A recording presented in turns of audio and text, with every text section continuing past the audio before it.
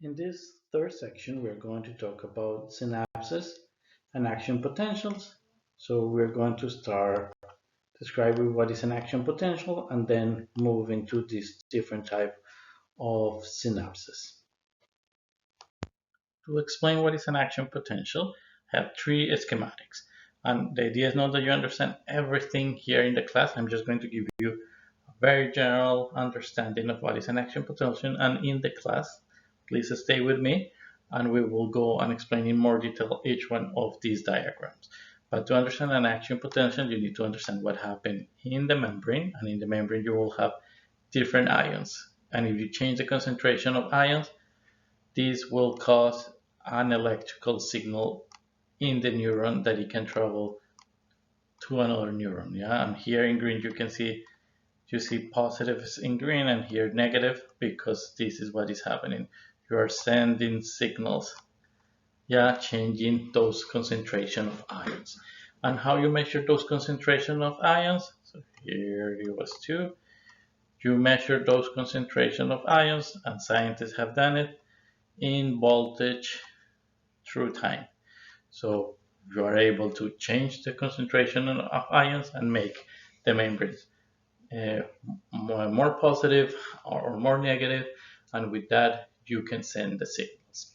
Okay, so let me explain now what is an action potential. So if we focus at the cellular level, you see that in the between the cell membrane you have the outside environment and you have an inside environment inside of the neuron. And in the outside, here in this schematic, all these geometrical shapes represent ions. So here you have sodium, chloride, and if you see sodium is positive, an ion, and the chloride is an ion that is negative. And you have a lot of positive. These membranes, the membrane potential will be positive, yeah, that will be charged positive. And if you have more negative, and the charge will be negative. Now I want that you compare it with the ions that are inside of the membrane. And you clearly see that here we have a different distribution. Here you don't have as many sodium, you have more potassium. Yeah, so that is important. So we talk that an action potential is related to something called a membrane potential, that is the distribution of ions across a membrane. And an action potential is a rapid change in the charge of a membrane. And how you produce those rapid changes in the distribution of ions? Pretty easy. You have these proteins, yeah, these ion channels that if you open or close it, it can rapidly change the concentration of sodium or potassium inside or outside. Okay, so first thing that I told you, very general. What is an action potential? Are rapid changes in charge across the membrane. And when those changes occur when a neuron is firing. Yeah, when a neuron is sending a signal. So here, if we are sending a signal, this is why there will be changes that they will be positive, and then it will be negative, and slowly the ions will start changing all over the neuron, and it's shown here. So green, and then a millisecond later, now this is the green area and this is the green area. Yeah, because you are changing the ions in those specific regions, and this is how you in a very fast way, you're able to send a signal, an electrical signal.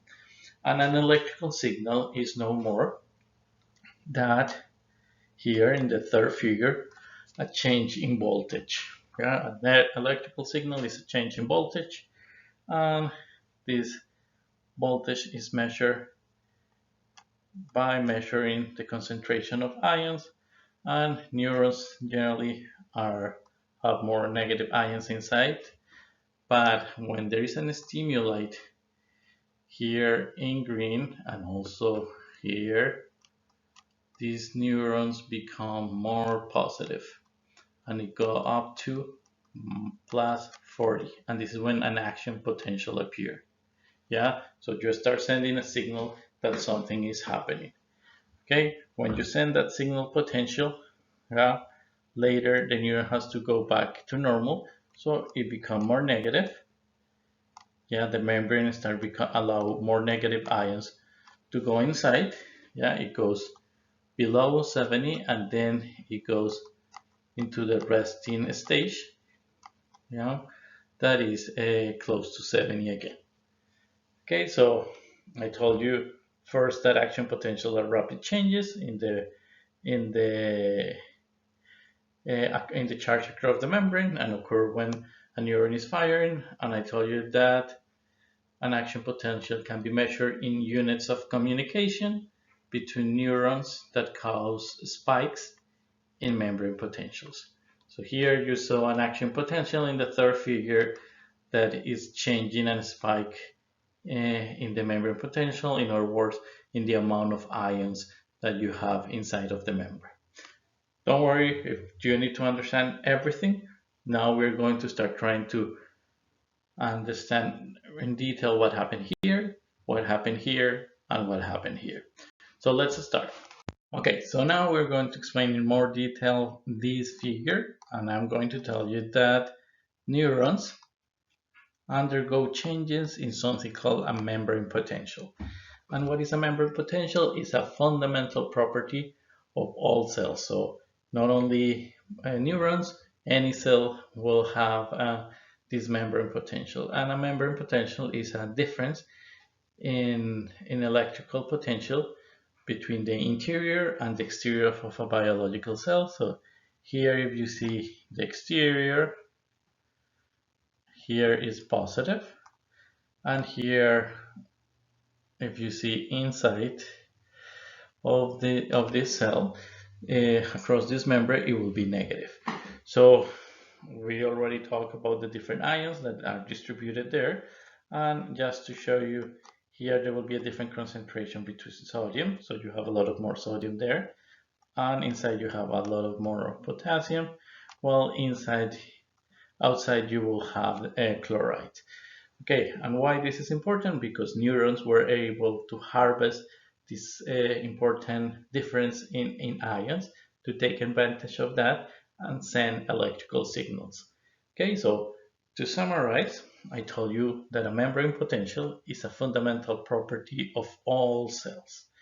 And what is a membrane potential? Is a difference in electrical potential, in this case, in the amount of ions inside and outside of the cell. In your textbook, they offer similar schematics, and instead of saying outside, yeah, they said extracellular fluid. Instead of saying inside, they said cytosol. And here, in both cases, you have equal numbers of positive and negative ions, except close to the membrane, where you have an excess of positive in the extracellular fluid and excess of negative in the cytosol area. So the difference between the electric potential of the inside, the cytosol, and the extracellular fluid is known as resting membrane potential. So same idea, they just tell you that the resting membrane potential exists because there is a small buildup of negative ions in the cytosol region, as I just said to you, and in the same way there is an equal buildup of positive ions outside of the surface of the membrane. And how they measure that? In your textbook, they show you this diagram.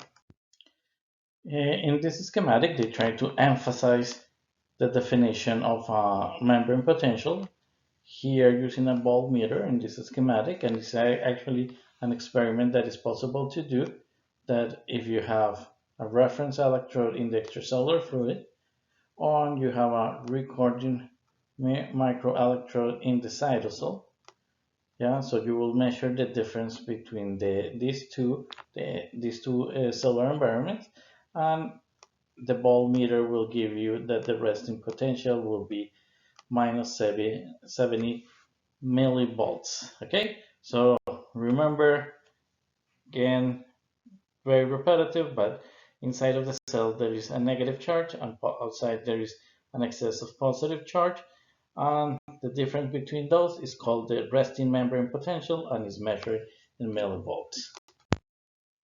So here you can see two type of channels that are very important. So one that are the voltage gated channels of sodium and the voltage gated channels of potassium.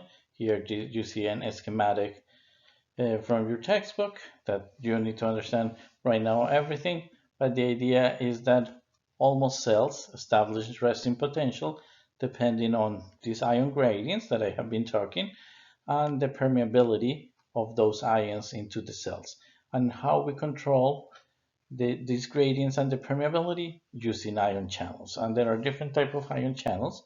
There are sodium and pumps channels and also leak channels that we will describe in the following slides.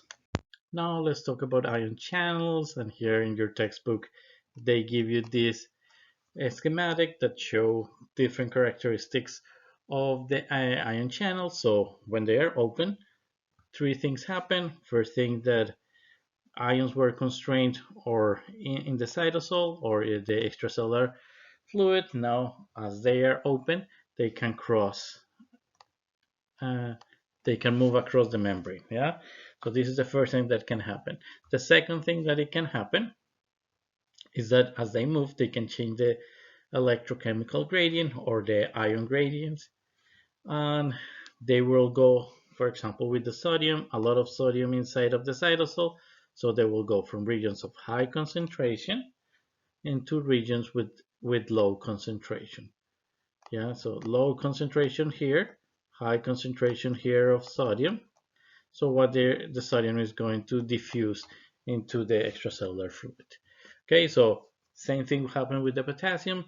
It was constrained, sorry, with the sodium, it was constrained here. This channel open, now they can move across and they will go in from areas that have a lot of a high concentration of sodium to regions with a low concentration of sodium, like here, and this is going to change the electrochemical gradient. And as a result of that, there will be a flow of ions that will create a current that is the one that is very important to create the electrical signal. Okay, so remember, when ion channels are open, they allow ions to not be constrained in one section of the membrane. They allow ions to move across. This will cause that there will be a change in the electrochemical gradient, and they will move from areas of high concentration into regions of low concentration. Of course, if you invest energy, like in the sodium and potassium pump, yeah, you can go against the gradients, but if not, it will go in this direction. And finally, as these ions move, there will be a flow of electrical current. That is the one that neurons harvest to send signals. So all this thing is due to the ion channels. Based on the information that we just described, the ion channels are like gates of the membrane. They allow to open and close, and as a result of that, some ions, they can go across the membrane, or they need to remain outside or inside in the cytosol if they are closed. In addition to that, although I only show you in this slide one type of channels, there are different type of channels that you can be that it can be found in neurons and in other cells, and we're going to focus on four. Yeah, each one of those will have a different mechanism to open and close. So first, I'm going to talk about the leak channels. That is very interesting. They open and close randomly. In the other three, you will have a chemical, a physical, or a voltage to open and close it. So for example, in the second one, you will need a chemical to open and close the channel. In the third one, you need a mechanical force to open it or close it. And in the last one, you will need a range in a voltage. Yeah, so if it goes lower or higher from a range, you can open or close that gate. So now let's start talking about the first one. Now let's talk about the first type of channels that are these leak channels. And I honestly found this intriguing, these channels. Why? Because they open and close randomly. So we have been talking for many years that the membrane of the cell is permeable, yeah, it's selectively permeable. And in particular, the cell make a big effort, spend energy to control the regulate, to control the amount of sodium and potassium. And now I'm telling you that here we have a channel that open and close randomly for sodium and potassium. So how this work? Yeah, and even worse, it's not found in very specific cell. It's found in many cells. In particular, in neurons are found in the dendrites, soma, and the axon. So how they are able to regulate this? Because they have very few, much lower number of sodium channels, leak channels, and they have much more channels of potassium. In this way, they have a much higher permeability of potassium and they don't allow so much sodium to get in. And this is fundamental, as we will talk later, to to have a proper regulation of the action potentials that we will talk a little bit later. Okay, so let's recap. I told you that there is a type of channels that randomly alternate between open and closed positions, and that is found in nearly all cells, including in the dendrites, cell body, and axons of neurons. And how they regulate this channel?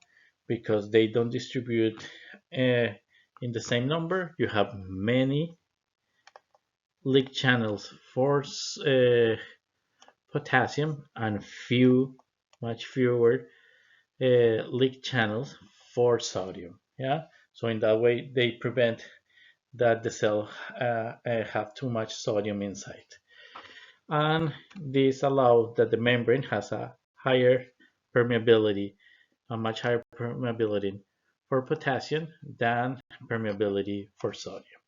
Okay, now let's move into the second channel. Now let's talk about the second type of ligand, and this one is the ligand-gated channel. And different from the previous one that open and close randomly, here you need a chemical that it will allow to open or close the channel. And in this case, it will be a ligand.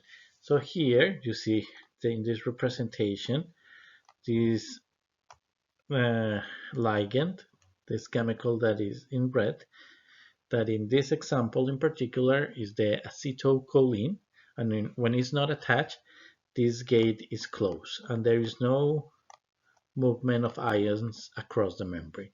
However, when you see the second diagram, you see that the acetylcholine attach physically to the channel and it allows the channel to open, and now what you see is the movement of ions. Some of them will go outside and some of them will go inside.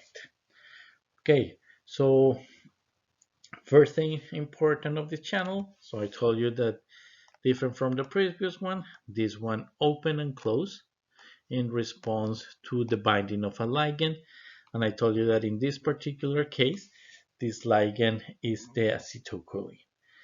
And there are multiple ligands, yeah. So some of them, for example, can be neurotransmitters, like in this case. Other ones can be hormones, and other one could be specific ions. I also show you that in this particular case is the acetylcholine, and now I'm going to be more specific. In this case, I show you that some of the molecules move out and some of them move in. The ones that move out will be here the one that is in orange or in yellow, the triangle, the pyramid in there. that it will be the potassium, and in this case the one that go inside will be sodium, and it will be calcium. Okay, so finally, the last thing that I am going to tell you is where you can find these ligands, and generally these ligands are found in dendrites. Yeah, so here in the dendrites that I show in pink, you can find these ligand gated channels, and you can find it in the dendrites of sensory neurons, like in the pain receptors, and also you can find it in dendrites of the interneurons and motor neurons. Okay, so now we're going to move into the third type of channel. First one, open and close randomly. Second one, it needs a chemical, a ligand that attach or detach from the receptor. In this one, the regulation is completely different. Here we need a mechanical force to open and close. And here in this schematic, they show you that this channel, let's say, is closed. Yeah, it's closed, and here they show that it's open. And what is the difference between these two diagrams? That there was a mechanical force that allowed to open this channel. So now, well, here you have sodium and calcium in one side. Here, when it's open now, they can go inside of the cytosol. So why these channels are important? Because there are different ways to regulate different processes. Yeah, so for example, they are very important in the auditory system. Why? Because a mechanical stimulation can be, for example, a vibration of sound waves, and this can help us to hear. Yeah, so one way that they are important, they are also important as touch receptors or skin pressure receptors. So here you can see that those, for example, they can be located in your hands, and then so they open because of a distortion or a mechanical force in those channels. And another one that is very important is when, for example, you have cancer, and cancer is very important. Why? Cancer is a combination of a balance or an imbalance between, so let's make a balance here. Okay, suppose that this is a balance, and here you have on one side proliferation, and in another side apoptosis or cell death. So when you have too many cells, you have too much pressure in a tissue. So there's too much mechanical forces. Imagine the tissue is super crowded. So those channels have to open or close. Yeah, they change. When you have too much cell death, now the cells are too stretched out. So these channels also have to change. So tissue pressure seems to be very important and seems to be key to understand how cancer advances, at least in the early stages. So to summarize, I told you that this is the third type of channel. Here we don't use random forces, we don't use random process, or you don't use chemicals to open it. This one responds to a mechanical stimulation, and that mechanical stimulation can be very different. Yeah, in some cases it could be vibration, like what happened with sound waves in your ear. It can also be touch and pressure in your skin, or it could be at the tissue level when there is a stretching or crowding. In addition to that, I told you that these mechanical forces can distort the channels and allowing to open or closing. And finally, I show you multiple examples that go from ears, internal organs. I told you in epithelials that are surrounding the internal organs. They need to control the apoptosis and the proliferation, and those mechanical forces are very important. And I also show you that in touching receptors, for example, in the skin, they can be also very important.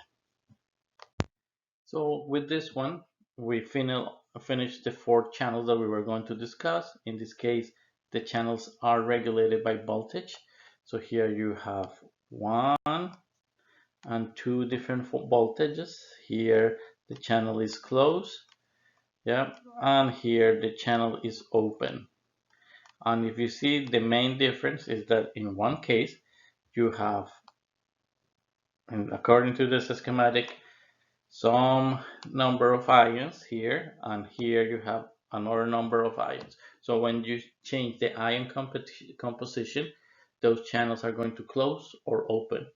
Yeah, so these channels are very important because they are involved in the generation and conduction of nerve impulse, and they are found in the axons of all neurons. So here you can see in the green area, yeah, those, of course, those one are the axons. There is when you're going to find these voltage gated channels. And they are very important for the maintenance and the conduction of the action potentials. So just to summarize with this last one, here I told you that this type of channels uh, opens in response to a change in the membrane potential, in this case of voltage. And I show you that in this schematic you have three sodium here. Here there was two. There they were showing you that there was a change in the voltage and in a simple way. So that is the key. Changes in concentration of ions produce changes in voltage, and these close or open the channels. I told you they were involved in the generation and conduction of nerve impulse, and they are found in axons of any type, of all type of neurons. Okay, so with this, we finished the four type of channels that we were going to talk. The ones that open randomly, yeah, the ones that need a ligand, the ones that need mechanical force, and the last one that I just explained, the one that need voltage. If you have any question, just let me know.